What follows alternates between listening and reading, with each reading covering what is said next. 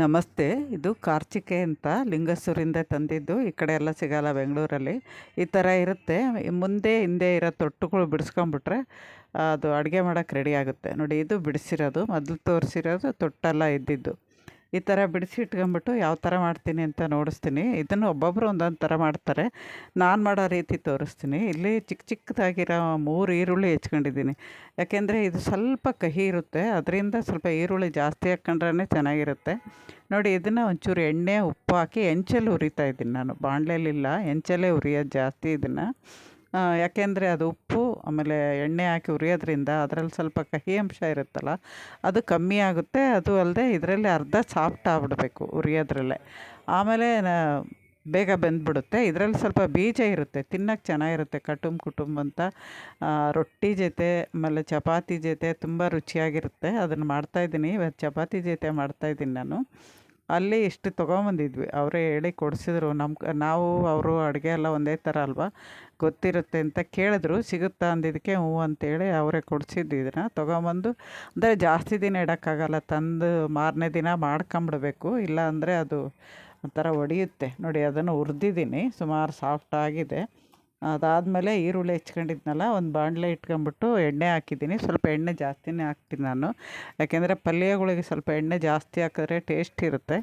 ಸ್ವಲ್ಪ ಜೀರಿಗೆ ಸಾಸಿವೆ ಹಾಕ್ಬಿಟ್ಟು ಸಿಡಿಬೇಕು. ಸಿಡಿದಾಗ ಲೇಟಾಗಿತ್ತು, ನಾನು ಕರಿಬೇವು ಕಿತ್ಕೊಂಬರಲಿಲ್ಲ. ಒಣಗಿರೋ ಕರಿಬೇವು ಇತ್ತು, ಅದನ್ನೇ ಹಾಕ್ಕೊಳ್ತೀನಿ ಇವಾಗ. ಯಾವಾಗಾದ್ರು ಕಿತ್ತು ಜಾಸ್ತಿ ಇದ್ದಾಗ ಸ್ವಲ್ಪ ಒಣಗಿಸಿಟ್ಕೊಂಡಿರ್ತೀನಿ ಪುಡಿ ಮಾಡೋಕ್ಕೆ, ಇದಕ್ಕೆ ಬರುತ್ತೆ ಅಂತ. ಅದನ್ನೇ ಹಾಕಿರೋದು. ಅದಾದಮೇಲೆ ಸ್ವಲ್ಪ ಸಾಸಿವೆ ಸಿಡಿದ್ಮೇಲೆ ಈರುಳ್ಳಿ ಹಾಕ್ಕೊಳ್ತೀನಿ. ಈ ಥರ ತುಂಬ ಸಣ್ಣಗೂ ಅಲ್ಲ, ತುಂಬ ದಪ್ಪನೂ ಅಲ್ಲ ಈರುಳ್ಳಿ. ಈ ಥರ ಹಚ್ಕೊಂಡ್ರೆ ಚೆನ್ನಾಗಿರುತ್ತೆ. ಈರುಳ್ಳಿನೂ ಚೆನ್ನಾಗಿ ಕೆಂಪಾಗಿ ಫ್ರೈ ಆಗಬೇಕು. ಫ್ರೈ ಆದಮೇಲೆ ನಾವು ಅದನ್ನು ಹಾಕೋದು. ನೀರು ಜಾಸ್ತಿ ಹಾಕಲ್ಲ ಇದಕ್ಕೆ. ಏನೇನು ಮಾಡ್ತೀನಿ ಅಂತ ತೋರಿಸ್ತೀನಿ ನೋಡಿ. ಈ ಥರ ಮಾಡ್ಕೊಂಡ್ರೆ ಚೆನ್ನಾಗಿರುತ್ತೆ. ಸ್ವಲ್ಪ ಹಾಗಲಕಾಯಿ ಥರನೇ, ಆದರೆ ಇದು ನ್ಯಾಚುರಲ್ಲು. ಯಾರೂ ಬೆಳೆದು ಮಾರಾಟ ಮಾಡೋದಲ್ಲ ಇದು. ಅಲ್ಲ, ಸಾರಿ, ಯಾರೂ ಅದೇ ಕೆಲಸವಾಗಿ ಮಾರಾಟ ಮಾಡೋಕ್ಕೆ ಬೆಳೆಯಲ್ಲ ಇದು. ತನ್ನಷ್ಟೇ ತಾನು ಪ್ರಕೃತಿಲಿ ಬೆಳೆಯೋದು. ಮಳೆ ಬಂದಾಗ ಅವ ಮಾತ್ರ ವರ್ಷಕ್ಕೊಂದು ಸರಿ ನಮಗೆ ಸಿಗುತ್ತೆ. ಇದು ಆರೋಗ್ಯಕ್ಕೆ ತುಂಬ ಒಳ್ಳೆಯದಿದು. ನಮ್ಮ ಕಡೆ ಆದರೆ 3-4 ದಿನಕ್ಕೊಂದು ಸರಿ ತಂದು ತಿಂತಾರೆ. ಇಲ್ಲಿ ಸಿಗಲ್ವಲ್ಲ.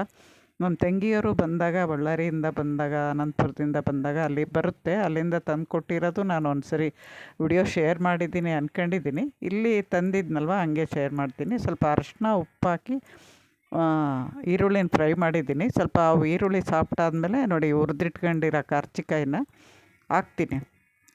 ಹಾಕ್ಬಿಟ್ಟು ಇವನ್ನೊಂಚೂರು ಎಣ್ಣೆಲೇ ಬಾಡಿಸಿದ್ದೀನಿ. ನೀವು ಗಮನಿಸ್ಬೋದು, ನಾನು ಇನ್ನೂ ಎಲ್ಲೂ ನೀರು ಹಾಕಿಲ್ಲ.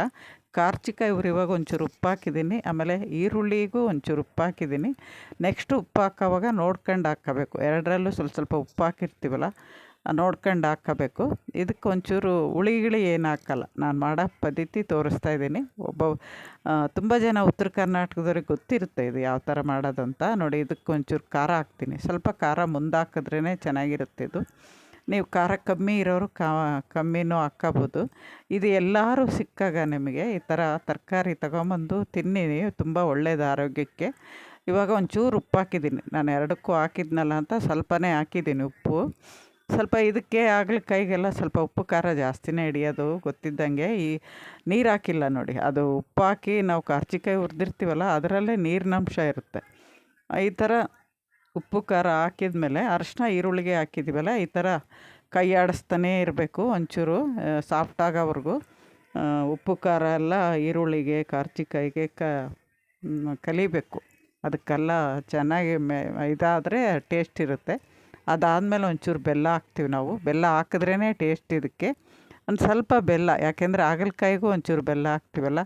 ಸೇಮ್ ಹಾಗಲಕಾಯಿ ಮಾಡ್ದಂಗೆ ಮಾಡ್ತೀವಿ, ಆದರೆ ಇದು ಗೊಜ್ಜು ಥರ ಮಾಡಲ್ಲ ಜಾಸ್ತಿ.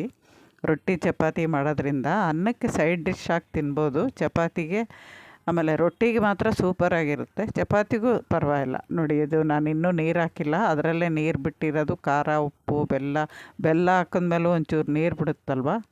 ಇದು ಜೋಳದ ಹಿಟ್ಟು ಆದರೂ ಹಾಕ್ಕೋಬೋದು, ಅಥವಾ ಕಡಲೆ ಹಿಟ್ಟು ಬೇಕಾದ್ರೂ ಹಾಕ್ಕೋಬೋದು. ನಾವು ಜೋಳದ ಹಿಟ್ಟಿದ್ದರೆ ಜೋಳದ ಹಿಟ್ಟೇ ಹಾಕೋದು. ಅದಿಲ್ಲ ಅಂದಾಗ ಮಾತ್ರ ಕಡಲೆ ಹಿಟ್ಟು ಹಾಕ್ತೀವಿ. ಇಲ್ಲಿ 1.5 ಸ್ಪೂನು ಜೋಳದ ಹಿಟ್ಟು ತಗೊಂಡಿದ್ದೀನಿ ನಾನು. ಅದಕ್ಕೆ ಒಂಚೂರು ನೀರು ಹಾಕಿ, ಇವಾಗ ಬೆಂದಿದೆ ಅದು, ನೋಡಿದೆ ನಾನು, ಕರ್ಚಿಕಾಯಿ ಬೆಂದಿದೆ. ಇವಾಗ ಅದನ್ನು ಜೋಳದ ಹಿಟ್ಟು ಕಲಿಸ್ಕೊಂಡಿದ್ದೀವಲ್ಲ, ನೀರು ಹಾಕಿ ಅದನ್ನು ಹಾಕಬೇಕು. ಹಂಗೆ ಹಾಕಿದ್ರೆ ಉಂಡೆಗಟ್ಟುತ್ತೆ. ಅದರಿಂದ ನಾನು ಸ್ವಲ್ಪ ನೀರಲ್ಲಿ ಕಲಿಸ್ಬಿಟ್ಟು ಹಾಕಿದ್ದೀನಿ. ಇವಾಗ ನಿಮಗೆ ಸ್ವಲ್ಪ ಗ್ರೇವಿ ಥರ ಬೇಕು ಅಂದಾಗ ಒಂಚೂರು ನೀರು ಬೇಕಾದ್ರೆ ಹಾಕ್ಕೋಬೋದು. ಅದು ಹಿಟ್ಟು ಹಾಕಿರ್ತೀವಲ್ಲ ಸ್ವಲ್ಪ ಗಟ್ಟಿನೇ ಆಗುತ್ತೆ, ಪಲ್ಯ ಥರನೇ ಆಗುತ್ತೆ. ಆ ಥರ ಆದಾಗ ಚೆನ್ನಾಗಿರುತ್ತೆ. ನೋಡಬೇಕು ತಿಂದು ಉಪ್ಪು ಖಾರ ಈ ಸ್ಟೇಜಲ್ಲಿ ನೋಡ್ಕೊಂಬಿಟ್ಟು ನೀವೇನಾದ್ರು ಉಪ್ಪು ಅಥವಾ ಖಾರ ಬೆಲ್ಲ ಯಾವ್ದಾದ್ರು ಕಮ್ಮಿ ಇದ್ದರೆ ಇವಾಗ ಹಾಕ್ಕೊಂಡು ಇನ್ನೊಂಚೂರು ಕುದಿಸ್ಕೋಬೋದು. ನೋಡಿ ಇನ್ನೊಂದು ಸ್ವಲ್ಪ ನೀರು ಹಾಕಿದ್ದೆ ನಾನು. ಇವಾಗೆಲ್ಲ ಚೆನ್ನಾಗಿ ಬೆಂದಿದೆ, ನೀರಿಲ್ಲ, ಗಟ್ಟಿ ಗಟ್ಟಿಗೆ ಇದೆ, ಒಂಥರ ಇದು ಮಾಡ್ತೀವಲ್ಲ ಸಾಗು ಥರನೇ ಇದೆ ನೋಡಿ, ಈ ಥರ ಇದೆ. ಇವಾಗ ಆಯಿತು, ಅದು ಎಲ್ಲ ಬೆಂದಿದೆ. ಇವಾಗ ನಾನು ಮುಚ್ಚಿಟ್ಟು ಚಪಾತಿ ಮಾಡಿ ನೋಡಿಸ್ತೀನಿ. ಯಾರ್ಯಾರಿಗೆಲ್ಲ ಈ ತರಕಾರಿ ಗೊತ್ತು ತಿಳಿಸಿ. ಚಪಾತಿ ತಗೊಳ್ತೀವಿ, ಒಂದೇ ರಾತ್ರಿಗೆ ಖಾಲಿ ಆಯಿತು. ತುಂಬ ಇಷ್ಟ ಆಗುತ್ತೆ ನನಗಿದು ಹಾಗಲಕಾಯಿ ತುಂಬ ಇಷ್ಟ ನನಗೆ ಪಲ್ಯ. ನಮಸ್ತೆ, ಇನ್ನೊಂದು ವಿಡಿಯೋದಲ್ಲಿ ಸಿಗ್ತೀನಿ.